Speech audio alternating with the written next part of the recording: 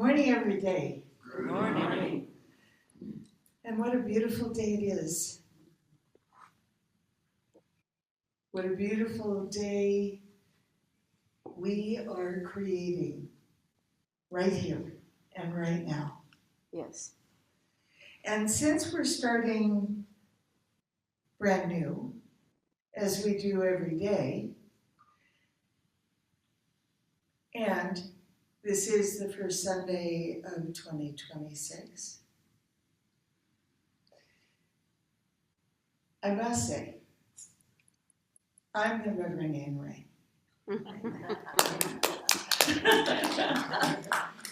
And I am so phenomenally blessed to have the opportunity, to have the privilege to call you, to call this center my spiritual family. So, as Carol mentioned, every January, I cover the basics, what I call the basics, which is the first 4 chapters of The Science of Mind, which is the book that she was reading from, but she didn't happen to mention that.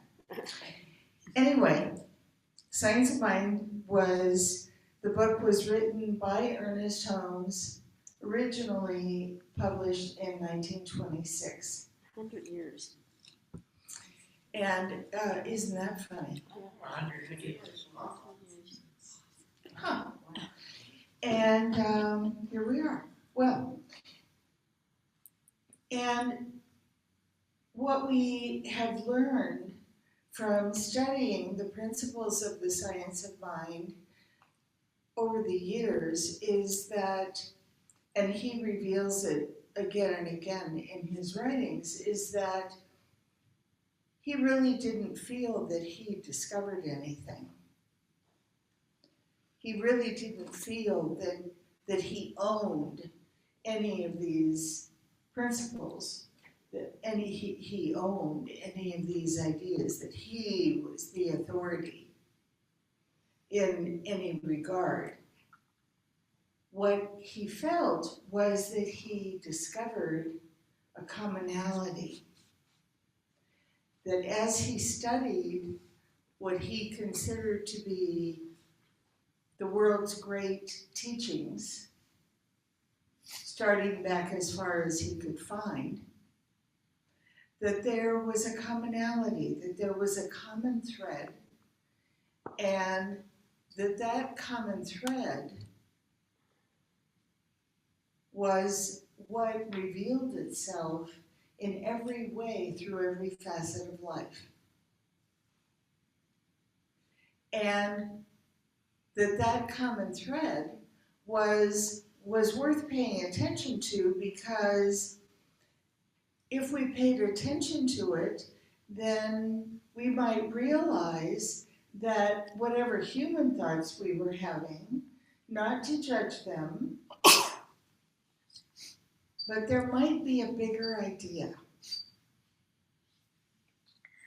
There might be something beyond human thought. Because, of course, for a long time, we thought that we were the only thinking ones here. And some of us still think that. Anyway, so, first of all, my theme for this year is new perspectives. And we will be talking about that all year long in one way or another. And my theme for this month is really talking about, learning about, discovering something new about life itself. Now, I refer to it as life, spirit, the universe, God. We could call it George. It wouldn't matter.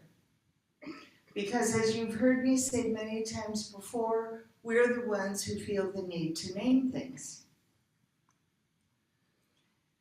And there are more than according to great traditions, there are more than 1,000 names for God.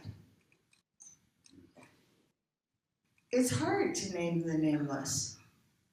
You know, it's hard to pinpoint something that is everything. It's just as true to call it tree as it is to call it Stephen. It's just as true to call it juniper as it is to call it the sky. Anybody see the moon last night, by the way? I mean, I thought the moons leading up to the moon last night were pretty amazing. And then last night was like, whoa.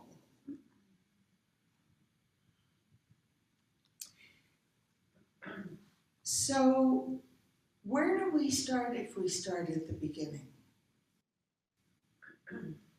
We start with the essence. We start with before there was anything. Because before there was what we would call anything, what we would define as anything, because it has form and shape and it can be touched and it can be named. Before then, there was still something. And that something contained everything that was yet to be. Now, what, if anybody in this room ever read Harry Potter? Okay, so in Harry Potter, and if you haven't read it, it's really a great series of books, in my opinion, very metaphysical. Mm-hmm. There is a thing called the Room of Requirement. And you walk into that room and you find whatever it is that you're looking for. And we might imagine that since I said that this life that existed before life as we would identify it contained everything, that it sort of looked like the Room of Requirement or the warehouse at Amazon, where you get on one of those trucks and you drive around until you find the thing that coordinates with what you're looking for, and there you go. But what is remarkable, what is truly remarkable, well, one of the many things about this life is that there was nothing that could be seen. There was nothing that could be heard. There was nothing that could be touched. There were no ingredients that could be made into, God, if I eat another Christmas cookie, I want to tell you, I'm going to have to go into another size of clothing. There was nothing that could be made into Christmas cookies. And yet it was all there. Now, how is that possible? How can it look empty? What we would consider empty, and yet be full.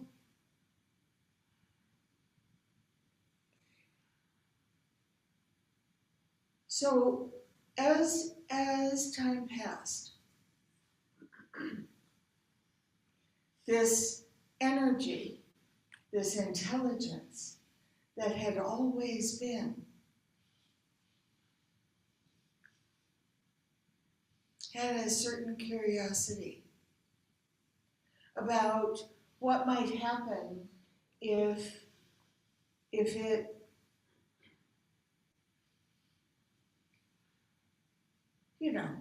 made something shiny show up. and there were stars. And what might happen if it made these little balls show up in different universes? Because, believe me, ours is not the only one. In fact, they keep discovering more and more and more and more and more. And I am convinced that that will continue to be the case. It will never be exhausted because it is everything. But what if, what if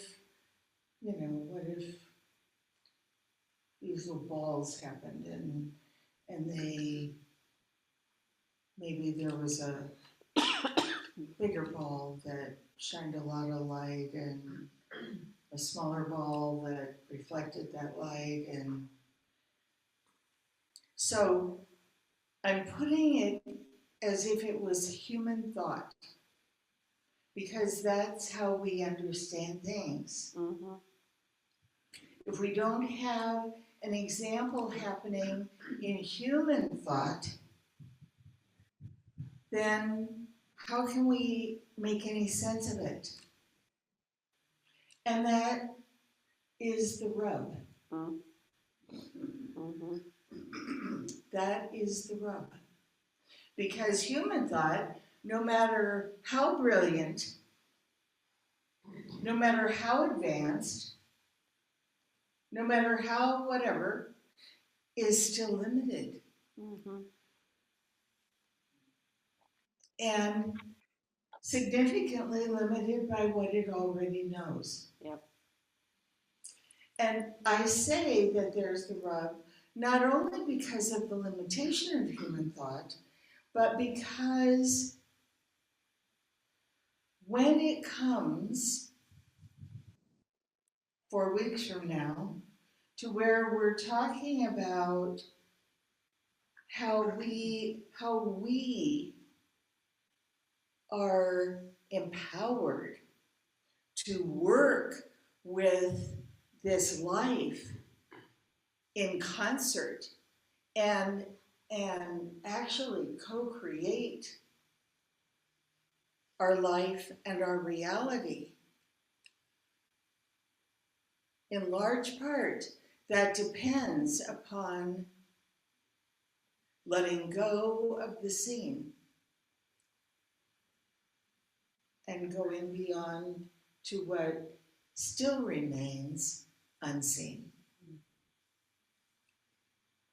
Because what it is that each of us individually, as expressions of this one, as revelations of this one, and I will be talking about that all month, because that's a big idea for many of us to grasp. Really? I'm really an individualized expression of this one? Mm-hmm. Yep, you are.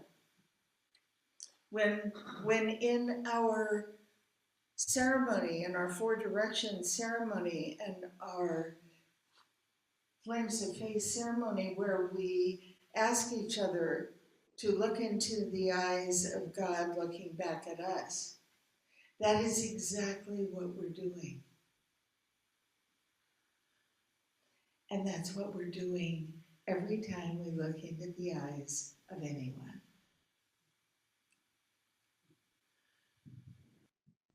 But wait a minute, their behavior isn't godlike. Well, first of all, just because I'm a smarty pants, I'd have to ask you, how would you do with that, passing that test? Is your behavior always godlike? Huh? Always? So getting back to the unseen. So no matter how much was being created or how, oh boy. So we may as well cross this bridge first of all, right here and now.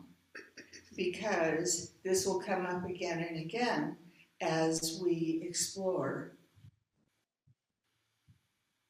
this teaching, this philosophy, these principles.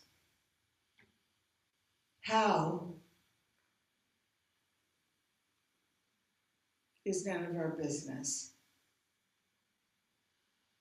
And that is not only true with how everything was created in the beginning, no matter what our ideas about it are, it's just an idea.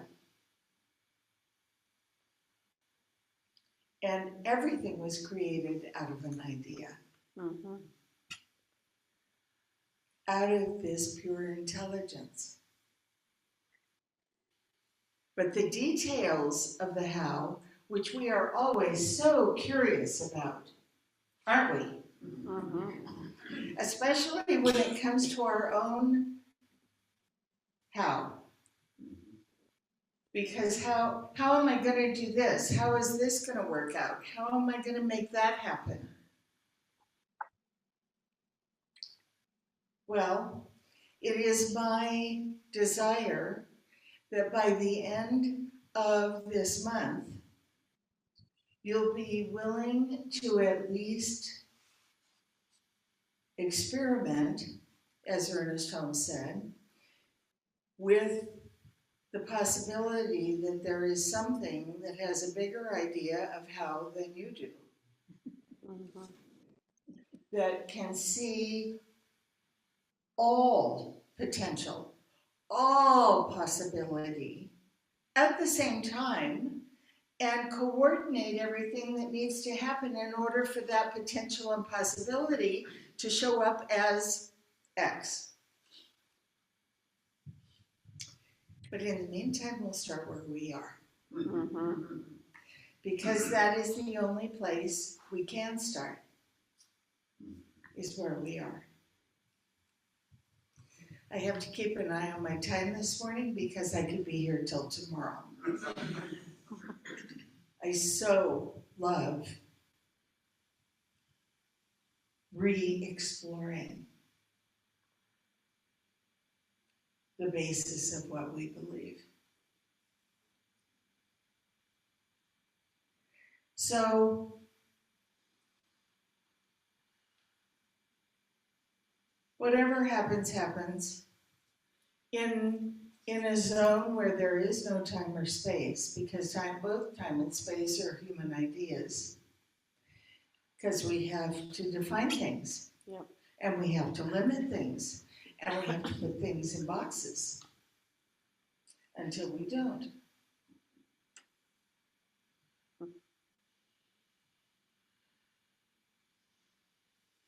And what's beautiful about many things are beautiful about the early peoples. But in my mind, what's most beautiful about the early peoples is they didn't have any of those needs. They didn't need to put things in boxes. They didn't need to name things. They eventually did as generations passed and that need grew. But when it all began,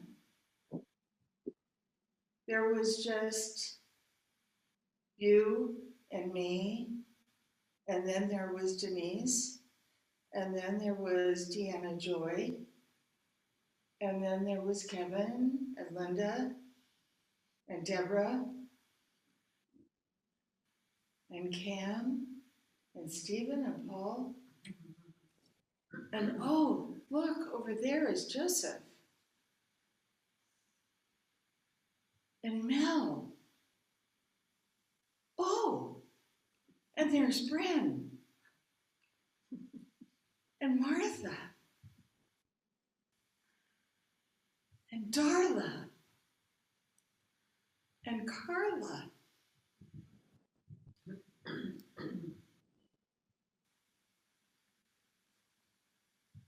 And something that had 4 legs instead of 2.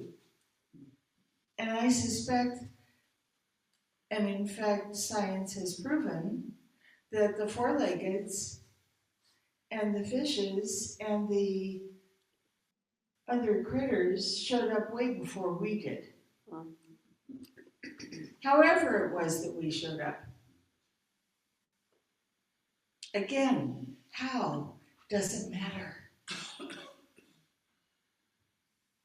Too bad Bob Carson isn't here today because he'd be sitting there going, how does it matter? How does it matter? How does it matter? The physicist in him just, yeah. Anyway, so we began. And nature was our reference for everything.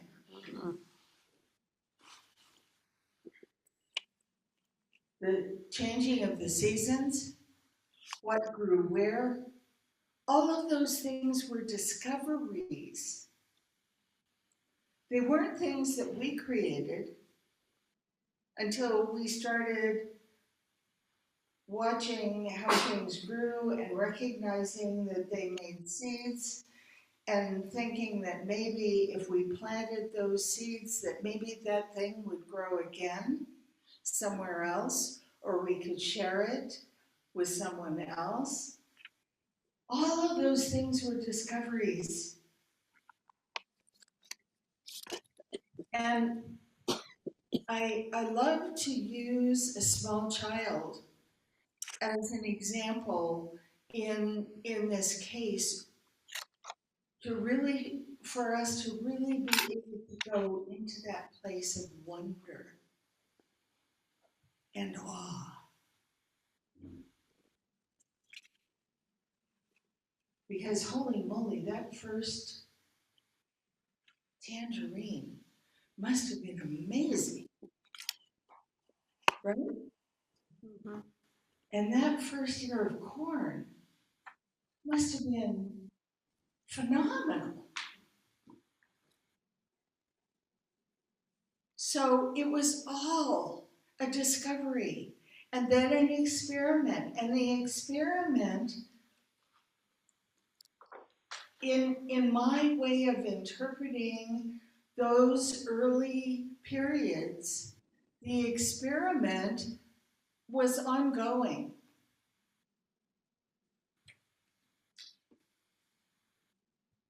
And there was peace. Because there wasn't this idea of you being wrong and me being right and me having to prove I'm right by killing you. There wasn't that idea.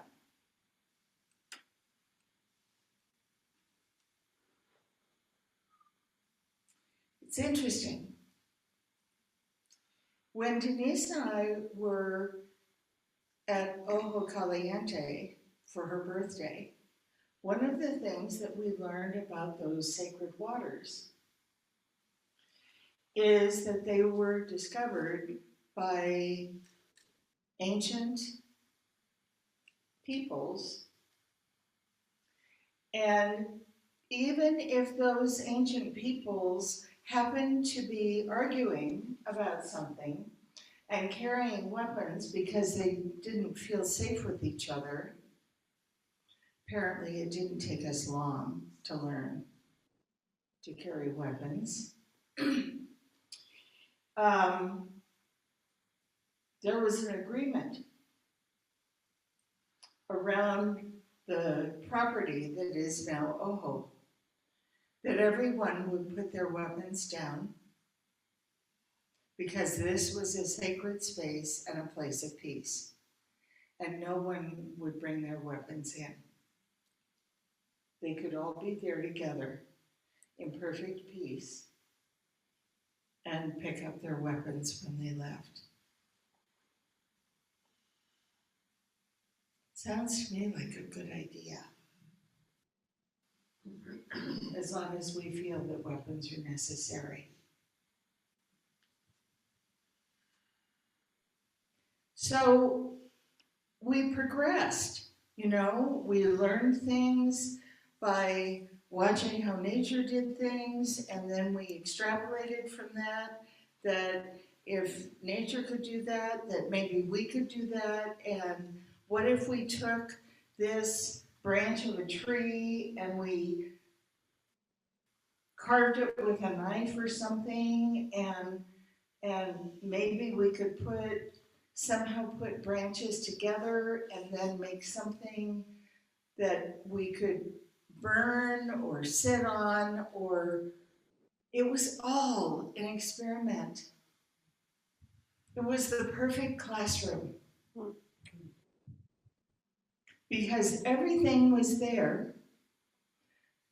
It was for us to figure out,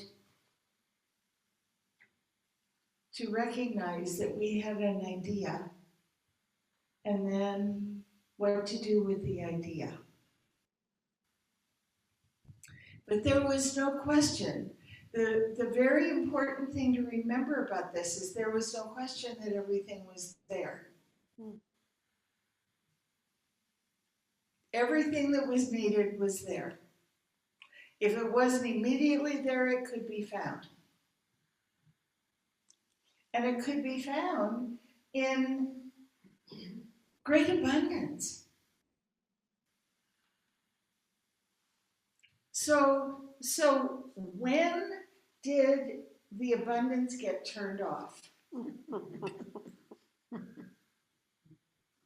Because, we look back in history and we think, well, at this time in history, things weren't so abundant, and at this time in history, things weren't so abundant.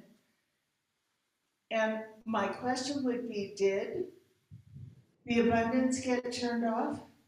No. Well, half of the room says no. So what about the other half of the room? Did the abundance get turned off? Chickens. The abundance is never turned off.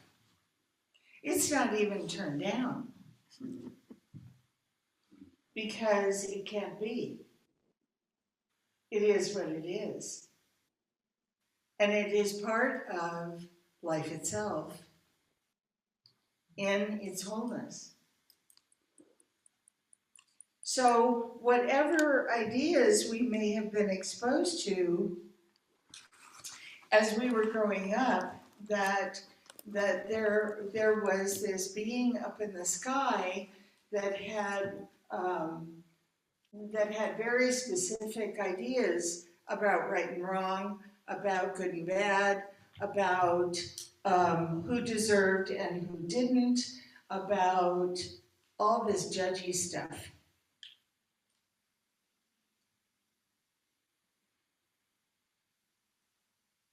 If we go back to the beginning, because going back to the beginning makes a big difference. If we go back to the beginning, there was no judgy stuff. And it is extremely unlikely that this life, this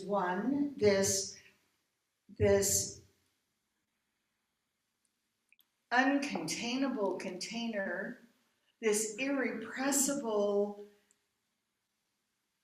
joy, love, passion, generous. It doesn't make sense unless we treat it like a human being. Mm-hmm. The only way it makes sense that abundance would ever be turned off, that anybody would ever deserve less, that anybody would ever be on the naughty list,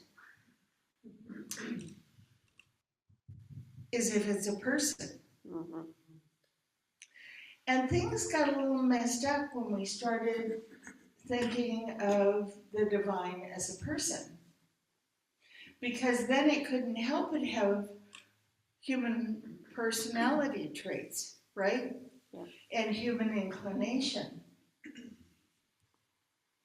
and do all these human things and treat other humans with privilege or not, depending on whether or not you gave enough money to a certain organization, or whether or not you said the right things, or whether or not you suffered enough, or whether or not. Think about it. In the beginning, there was all.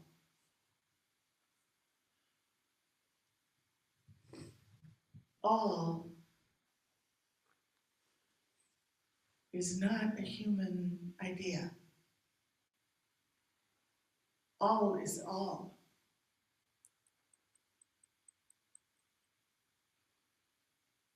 And at the time, what and how it would reveal itself had not yet been formulated. And there is so much that still has not been formulated. You know, we treat things, some of us do, like, oh my God, this is it. This is it. I know this is it. And this is it is never good. This is it, and it's going to, you know, and things are going to go to hell in a handbasket, and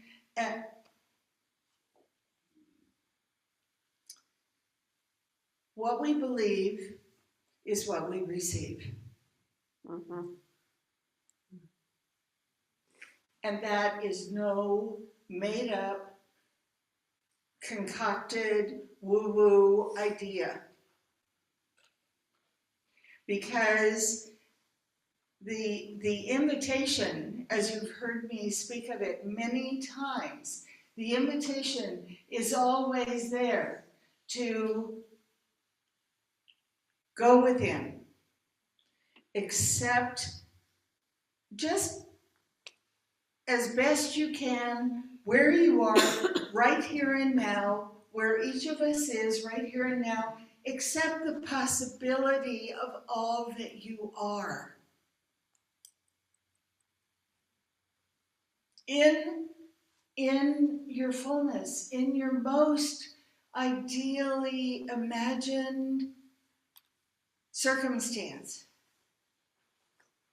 in your most ideally imagined relationships, in your most ideally imagined whatever. And focus on that. Focus on that. Instead of all of these activities that other human beings are doing because of their limited ideas, whoever they are, I don't care who they are.